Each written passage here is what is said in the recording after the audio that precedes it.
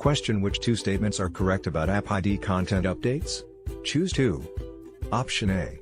Updated application content may change how security policy rules are enforced. Option B. After an application content update, new applications must be manually classified prior to use. Option C. Existing security policy rules are not affected by application content updates. Option D. After an application content update, new applications are automatically identified and classified.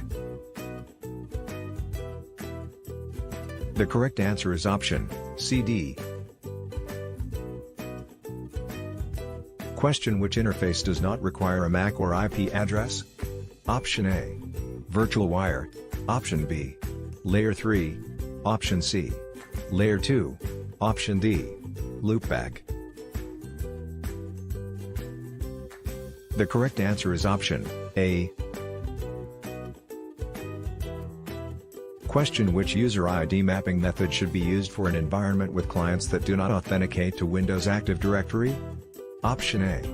Windows Session Monitoring via Domain Controller. Option B. Passive Server Monitoring using the Windows-based agent. Option C.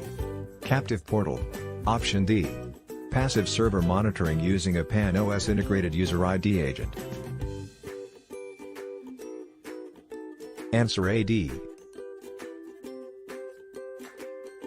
Question: an administrator needs to allow users to use their own Office applications.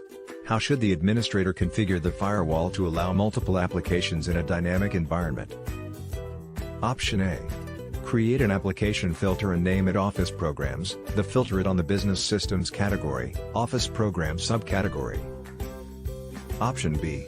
Create an application group and add Business Systems to it. Option C. Create an application filter and name it Office Programs, then filter it on the Business Systems category. Option D. Create an application group and add Office 365, Evernote, Google Docs, and LibreOffice.